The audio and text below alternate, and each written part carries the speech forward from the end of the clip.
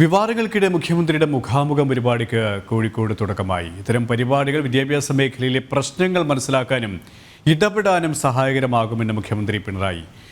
ഉന്നത വിദ്യാഭ്യാസ മേഖലയെ കാലാനുസൃതമായി ഉടച്ചു വാർക്കുക എന്നതാണ് നാം ലക്ഷ്യമിടുന്നതെന്നും മലബാർ ക്രിസ്ത്യൻ കോളേജിൽ നടന്ന പരിപാടിയിൽ മുഖ്യമന്ത്രി പറഞ്ഞു. വിരളുമായി സോണൽ കൃഷ്ണ ചേരുകയാണ്. സോണൽ, വലിയ വിവാദങ്ങൾക്കിടെയാണ് ഇത്തരത്തിലുള്ളൊരു പരിപാടി സംഘടിപ്പിച്ചിരിക്കുന്നത്. ആർഭാടമായിട്ടുള്ള പരിപാടി, വലിയ ധൂർത്ത് എന്ന രീതിയിലുള്ള വിമർശനങ്ങൾ ഉണ്ടാകുന്നു. ഒപ്പം ഉന്നത വിദ്യാഭ്യാസ രംഗവുമായി ബന്ധപ്പെട്ട് വലിയ വിമർശനങ്ങൾ സർക്കാർ നേരിടേണ്ടി വരുന്ന ഒരു സാഹചര്യം കൂടിയുണ്ട്. ഈ ഒരു ഘട്ടത്തിൽ ഏത് തരത്തിലാണ് മുഖാമുഖം പരിപാടി പുരോഗമിച്ചുകൊണ്ടിരിക്കുന്നത്? ഒപ്പം മുഖ്യമന്ത്രി എന്തൊക്കെ കാര്യങ്ങളാണ് വ്യക്തമാക്കിയത്? KP, നമുക്കറിയാം, ഉന്നത വിദ്യാഭ്യാസ മേഖലയെ ഒരുപാട് വിമർശനങ്ങൾ ഇതുമായി ബന്ധപ്പെട്ട് ഉയരുന്ന ഒരു സാഹചര്യമുണ്ട്.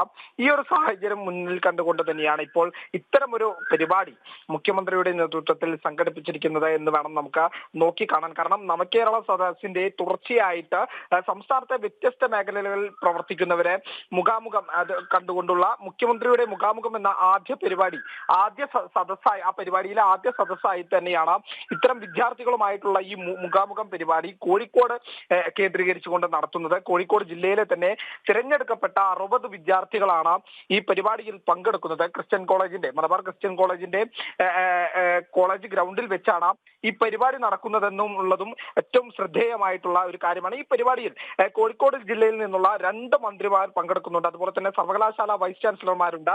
ഉന്നത വിദ്യാഭ്യാസ മേഖലയിൽ നിന്നുള്ള പ്രഗത്ഭരായിട്ടുള്ള ആളുകളും ഈ ഒരു പരിപാടിയിൽ പങ്കെടുക്കുന്നുണ്ട് എന്നുള്ളതും ഏറ്റവും ശ്രദ്ധേയമായിട്ടുള്ള കാര്യമാണ്. നമുക്കറിയാം, കഴിഞ്ഞ കുറച്ചു കാലങ്ങളായി, അല്ലെങ്കിൽ നമുക്കറിയാം, ഭരണം ഇടത് സർക്കാരിന്റെ കയ്യിൽ കിട്ടിയത് മുതൽ തന്നെ ഉന്നത വിദ്യാഭ്യാസ മേഖലയുമായി നിരവധി പ്രശ്നങ്ങൾ കേരളത്തിൽ നിലനിൽക്കുന്നുണ്ട്. നിരവധി വിവാദങ്ങൾ നിലനിൽക്കുന്നുണ്ട്. ഗവർണറുമായി ബന്ധപ്പെട്ടൊക്കെ നമുക്കറിയാം, ചില വിഷയങ്ങൾ പുറത്തു കൊണ്ടുവരുമ്പോൾ, അല്ലെങ്കിൽ ഉന്നത വിദ്യാഭ്യാസ മേഖലയുമായി ബന്ധപ്പെട്ട ചില വിഷയങ്ങൾ പുറത്തു വരുമ്പോൾ അതിനെയെല്ലാം ന്യായീകരിക്കുന്ന ഒരു സ്ഥിതി സർക്കാരിന്റെ ഭാഗത്തു നിന്നുണ്ട്. അത്തരം സ്ഥിതികളും വിമർശനങ്ങളും എല്ലാം തന്നെ നിലനിൽക്കുകയാണ്.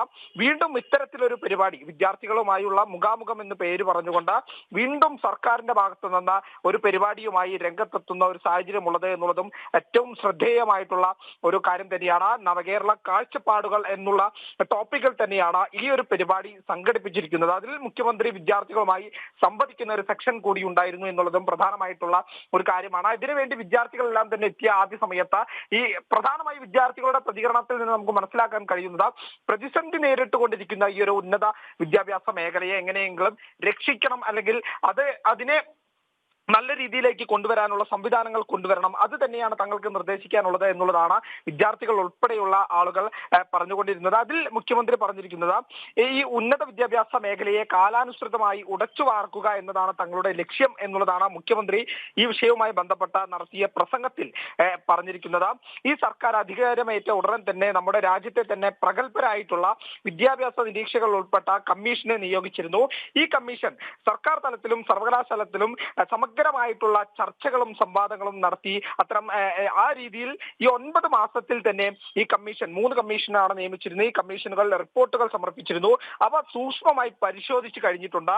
അതിനുശേഷമുള്ള ഇടപെടലുകളാണ് ഇപ്പോൾ നടത്തുന്നത് എന്നുള്ള വാദമാണ് പ്രധാനമായിട്ട് മുഖ്യമന്ത്രി ഉന്നയിച്ചിരിക്കുന്നത്. അതായത് നിലവിൽ ഈ പ്രശ്നങ്ങളെല്ലാം തന്നെ, നിരവധി പ്രശ്നങ്ങൾ ഉന്നത വിദ്യാഭ്യാസ മേഖലയുമായി എടുത്തു കഴിഞ്ഞാൽ നിരവധി പ്രശ്നങ്ങൾ നിലനിൽക്കെ തന്നെയാണ് ഇത്തരം ന്യായീകരണങ്ങളുമായി മുഖ്യമന്ത്രി രംഗത്തെത്തുന്നത് എന്നുള്ളതും പ്രധാനപ്പെട്ട ഒരു കാര്യമാണ്. എന്നാൽ മുഖ്യമന്ത്രി പറഞ്ഞ ചില കാര്യങ്ങളിൽ നിന്ന് ഈ NIRF റാങ്കിംഗ് അനുസരിച്ച് രാജ്യത്തെ മികച്ച 200 കോളേജുകളിൽ ഏറ്റവും, അല്ലെങ്കിൽ 42 കോളേജുകൾ കേരളത്തിൽ നിന്നുള്ളതാണ് എന്നുള്ള കാര്യങ്ങളൊക്കെ മുഖ്യമന്ത്രി എടുത്തു കാണിക്കുന്നുണ്ട്. NAC അക്രഡിറ്റേഷനുമായി ബന്ധപ്പെട്ട കാര്യങ്ങളെല്ലാം തന്നെ എണ്ണി പറഞ്ഞുകൊണ്ട് തന്നെയായിരുന്നു മുഖ്യമന്ത്രിയുടെ പ്രസംഗം എന്ന് പറയുമ്പോഴും വിദ്യാർത്ഥികളുമായി സംവദിക്കുന്ന ഒരു സെക്ഷൻ വന്നപ്പോഴേക്കും തിരഞ്ഞെടുക്കപ്പെട്ട ചില ചോദ്യങ്ങൾ മാത്രമാണോ ചോദിച്ചതെന്ന് സംശയിക്കേണ്ടി വരുന്ന ചോദ്യങ്ങൾ മാത്രമാണ് അതിലുണ്ടായിരുന്നത് എന്നുള്ള ഒരു വിമർശനം കൂടി മറ്റു വിദ്യാർത്ഥികൾക്കിടയിൽ നിന്ന് ഉയരുന്നുണ്ട് എന്നുള്ളതും ഏറ്റവും പ്രധാനപ്പെട്ട ഒരു കാര്യമാണ്. എന്നിരുന്നാൽ പോലും ഈ പൊതുവിദ്യാഭ്യാസ മേഖലയുമായി ബന്ധപ്പെട്ട ഈ ചർച്ചകളും വിവാദങ്ങളും നിലനിൽക്കുമ്പോൾ ഇത്തരം ഒരു ധൂർത്ത് പരിപാടി എന്തിന് എന്നൊരു ചോദ്യം കൂടി ഇതിനോടൊപ്പം ഉയരുന്ന ഒരു സാഹചര്യം കൂടിയുണ്ട്. KP, സോണൽ കൃഷിയാണ് കോഴിക്കോട് നിന്നും വിശദാംശങ്ങൾ നൽകിയത്.